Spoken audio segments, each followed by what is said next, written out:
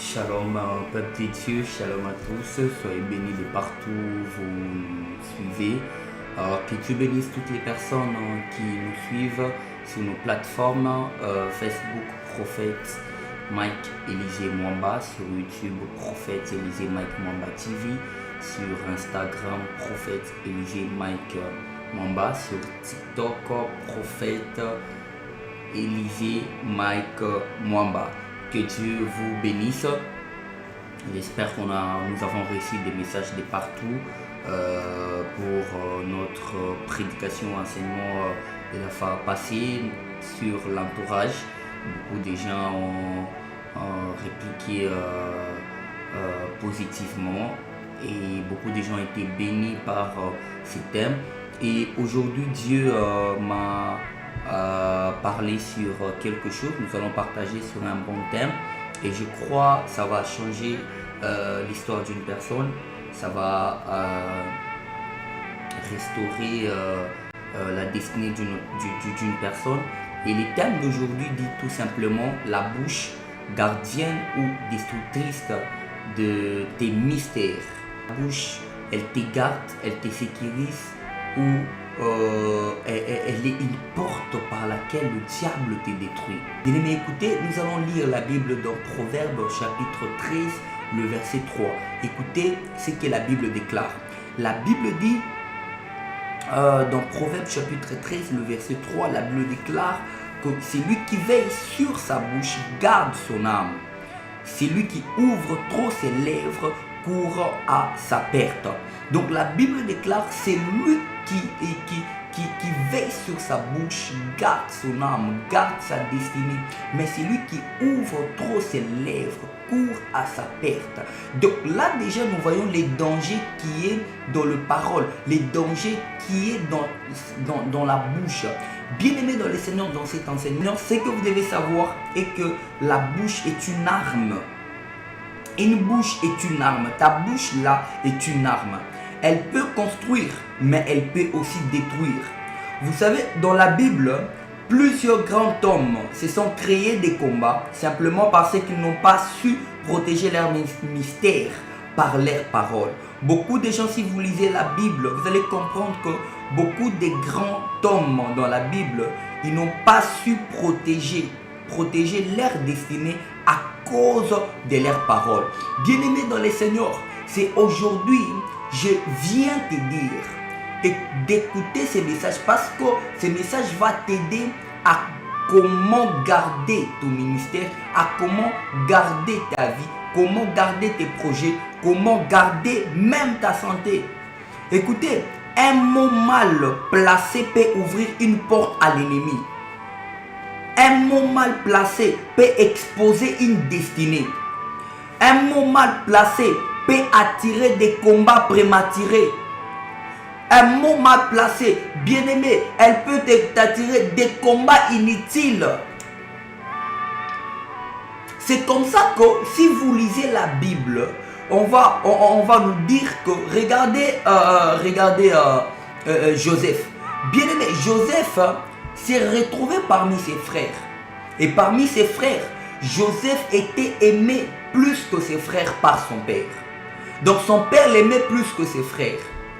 Et bien aimé dans le Seigneur, quand de même Joseph savait que son père l'aimait et ça créait des problèmes entre lui et ses frères, bien aimé, lorsque Joseph a fait ses songes, au lieu de rester, il a voulu parler. Et regardez, lorsque Joseph a parlé, bien aimé, ça lui a créé des problèmes. La Bible déclare dans Genèse 37, la Bible dit, Joseph raconta ses songes à ses frères. Et la Bible ajoute, après avoir parlé de son songe, la Bible dit, ses frères les haïrent encore plus. Donc ce qui veut dire qu'il y avait des problèmes. Bien, mais il y avait déjà des combats. Mais le fait de parler, d'expliquer son songe, bien aimé, a encore augmenté, a encore activé la haine dans ses frères contre lui. Et vous lisez la Bible, vous allez comprendre que regardez là où il s'est retrouvé. Il s'est retrouvé esclave en Égypte Pourquoi? Parce qu'il a eu à parler. Bien-aimé, fais attention avec ce que tu dis. Joseph a reçu une vision de grandeur. Mais en parlant trop tôt, il a attissé la jalousie dans ses propres frères. Et regardez, lorsqu'il a parlé, ses paroles ont déclenché des complots contre sa vie. Bien-aimé, ne confie pas les songes de ta destinée à des cœurs qui ne sont pas prêts à les accepter. C'est comme ça que tu peux te retrouver dans un milieu de travail. Déjà, tu as l'information, tu sais très bien que tu as venu dans ce travail. Plusieurs n'ont pas été d'accord. Tu as trouvé des gens, mais regarde comment les chefs t'approchent. Regarde comment les chefs te parlent. Pendant que tu es arrivé dans cette société, il y avait quelqu'un qui était chargé des missions ailleurs. Mais quand toi tu es arrivé là, c'est toi qu'on a remis la mission, le mission en fait. Mais regarde, au lieu que ça te pousse un peu à être encore discret davantage, bien mais toi tu ne fais que parler. Tu vas celui-ci, ah moi, je viens d'arriver là. Le chef vient de me donner la mission d'aller, donc je vais aller représenter le chef tel part. Je vais aller faire. Pendant que tu parles là, bien aimé, tu te crées encore davantage les combats. Bien aimé. C'est comme ça qu'aujourd'hui, à force de parler, il y a même des gens vous créez des combats. On vient même vous visiter par des bandits mais armés la nuit. Pourquoi? À cause de parler. Moi, j'ai vu une femme. Son mari vient lui dire que ma femme, tu sais, aujourd'hui, je vais retirer, on vient de déposer une grande somme dans mon compte bancaire et je vais retirer ça aujourd'hui. Une somme de 200 000 $. Je vais retirer ça aujourd'hui. Vous savez, sa femme, au lieu de garder les secrets, elle parle à sa voisine. Tu vois mon mari, en tout cas Dieu l'a déjà béni. Hein. En tout cas, nous on ne souffre pas. Regarde, d'ailleurs, tu sais, pendant que je te parle ici, mon mari, il vient de sortir. Il est allé retirer l'argent. Il est allé retirer l'argent à la banque. 200 000 $. Ah, ma voisine, moi. Bien aimé, la nuit. D'ailleurs, la nuit, les bandits sont venus. Ils ont tué son mari la nuit là. Pourquoi? Parce qu'elle a eu à parler. Vous créez des combats, bien aimés. À force de parler, vous créez des combats. Cette femme a fait tuer son mari. Pourquoi? Parce qu'elle avait parlé à sa voisine.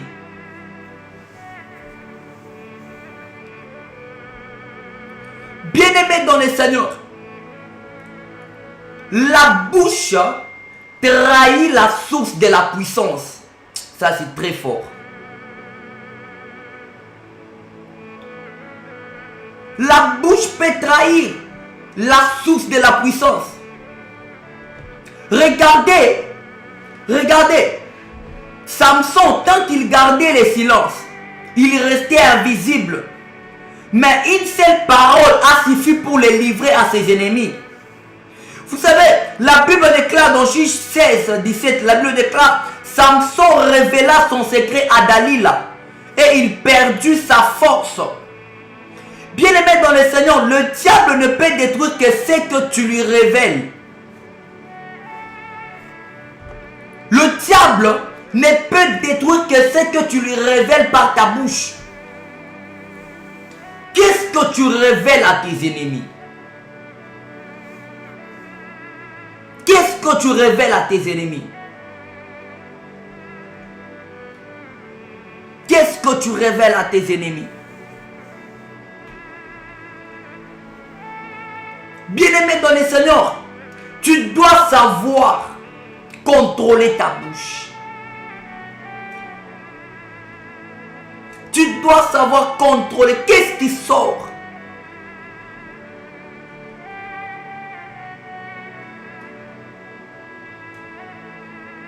C'est pourquoi moi j'ai toujours été contre ce qu'on a toujours dit. Les paroles s'envolent. Non, les paroles ne s'envolent pas. Je vous dis spirituellement, les paroles ne s'envolent pas. Spirituellement, les paroles ne s'envolent pas. Les paroles restent. C'est comme ça que même dans la Bible on nous dit au commencement était la parole. Et la parole était avec Dieu. Et la parole était Dieu lui-même. Fais attention avec ce qui sort dans ta bouche. Fais très attention avec tes paroles. Très attention. Le diable ne peut détruire que ce que tu lui révèles par ta bouche. Écoutez, il y a quelqu'un d'autre. Les rois Ézéchias. Bien aimé, la Bible nous parle dans Ésaïe 39, la Bible déclare, le roi Ézéchias montra tous ses trésors aux envoyés de Babylone. Plus tard, cela devint la source, la cause du pillage de Juda. Écoutez, ce qu'il a exposé par l'orgueil a été combattu par ses ennemis. Bien aimé, ce que tu révèles par ta bouche attire soit l'admiration, soit la convoitise. Mon Dieu. Bien aimé, il a exposé ses trésors. Il a exposé ses trésors. Et les ennemis ont convoité. Regarde, bien-aimé. Hein, maman, ma soeur. Regarde, tu as d'abord passé, 3 ans. 4 ans de déception. Et aujourd'hui, Dieu vient de te donner un homme. Dieu vient de t'envoyer un monsieur. Tu n'as même pas fait 1 mois avec le monsieur. Tu prends la photo là. Tu mets sur ton statut et tu écris. Voilà. Et puis tu mets même au mariage en téléchargement. Tu mets la bague là et puis tu dis en téléchargement. Pas même 3 semaines, tu commences à appeler tes amis. En tout cas, moi je viens de trouver, en tout cas, Dieu vient de me donner. Dieu vient de me donner. Et bien aimé dans le Seigneur. Et tu vas constater que quand tu parles là, après un moment, cet homme va partir. Cet homme va partir. Écoutez, une fois, une dame est venue me voir. J'étais dans les services de la consultation prophétique en privé. Une dame m'a dit, prophète, j'ai constaté quelque chose, je ne comprends pas. À chaque fois, je trouve un homme. Si je prends cet homme-là, je pars le présenter à ma tante. Soit je parle à ma tante, cet homme doit partir. Cet homme doit partir. Bien-aimé dans le Seigneur, c'est ce qui arrive aujourd'hui. À chaque fois que tu as une opportunité, ça peut être d'un travail.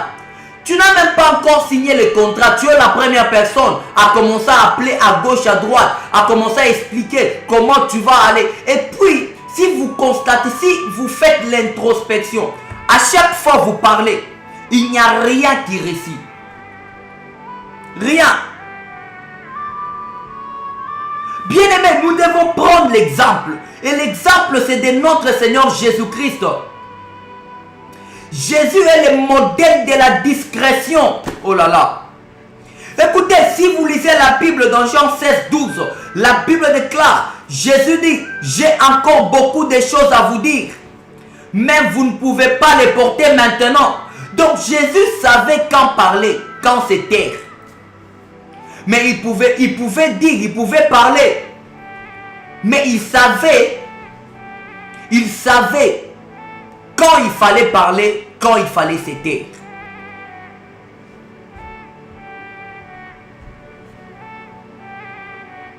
Regardez bien aimé dans le Seigneur, Jésus devant Pilate, la Bible déclare, il garda le silence. Dans Matthieu 27, 14. Il faut savoir garder silence.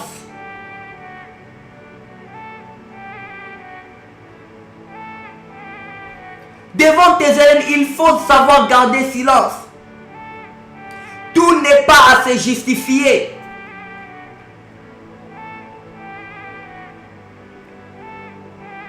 Tout ne demande pas de répondre. Il faut savoir garder silence. Il faut savoir garder silence.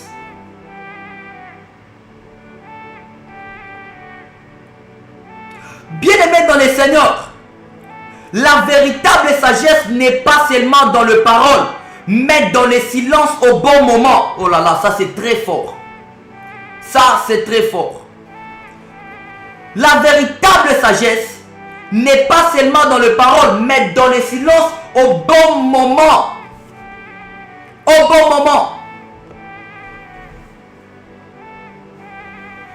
Bien-aimés dans le Seigneur, il faut savoir garder silence. Il faut savoir garder silence. Bien-aimés dans le Seigneur, je vais vous donner quelques clés pour protéger le mystère. Je vais vous donner quelques clés qui vont vous permettre de protéger le mystère. Bien-aimés dans le Seigneur, et ces clés ici vont vous aider à bien garder votre destinée. Premièrement, bien-aimés, pratiquez le silence dans la prière. Bien-aimés, la Bible déclare dans Ecclésiaste chapitre 3, le 7e verset, la Bible déclare, il y a un temps pour se taire et un temps pour parler. Tu dois savoir quand il faut se taire et quand il faut parler. Oui, c'est vrai, il n'y a pas seulement des moments où tu dois te taire, il faut aussi parler, oui. Mais quand est-ce que tu dois parler? Quand est-ce que tu dois parler? Quand est-ce que tu dois ouvrir ta bouche pour parler? Et en vrai, là c'est une parenthèse que j'ouvre. Un homme spirituel ne répond pas par la bouche, par les paroles, non.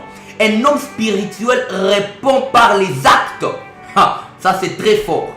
Un homme spirituel ne répond pas par des paroles, il répond par des actes. Regardez, lorsque Jésus, sa propre famille, l'a rejeté, la Bible déclare on ne croyait pas en lui.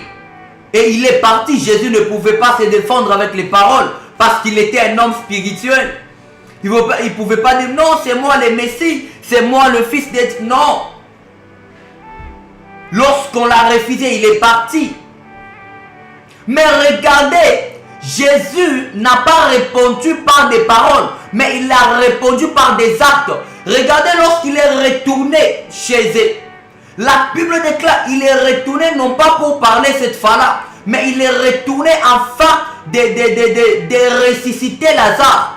Et lorsqu'il a ressuscité Lazare, bien aimé, ceux qui ne croyaient pas en lui, ils ont cru en lui. Ils ont cru en lui. Bien aimé, c'est comme mon père spirituel. Vous savez, dans les Hauts-Katanga, je vous dis, on ne croyait pas. On ne croyait pas dans le prophétique. Les gens parlaient tout ce que les gens parlaient là. Mais regardez, notre père, le prophète Christian Jacob Kabamba, non seulement les gens parlaient, il ne répondait pas. Il n'avait répondu à aucune des attaques. Regardez ce qu'il a fait. Il a commencé à passer. Il passait dans des directs, dans des chaînes télévision à Lubumbashi. Les gens qui parlaient que l'eau d'onction que les gens consommaient, c'était de l'eau qui provenait dans des cimetières et tout et tout. Mais regardez, notre père passait à la télévision. Et à la télévision là, il déclarait dans l'eau des gens, dans l'eau de leur propre maison.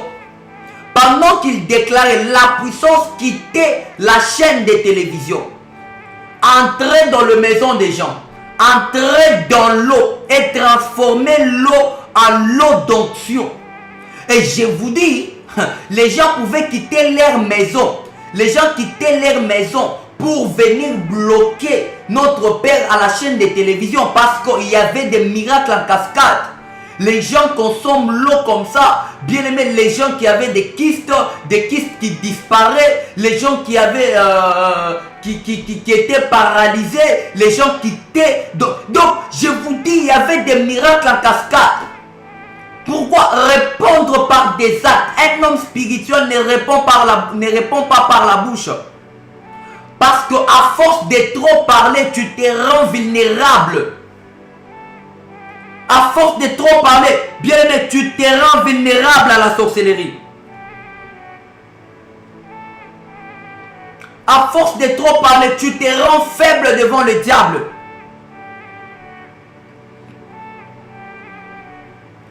Bien-aimé dans le Seigneur, écoutez-moi.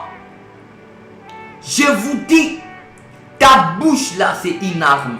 Elle peut te détruire ou elle peut te construire. Elle peut t'amener très loin. Deuxième des choses, pèse chaque parole avant de la prononcer. C'est comme ça que, bien aimé, même la Bible nous dit, tu dois tourner ta langue 7 fois avant de parler.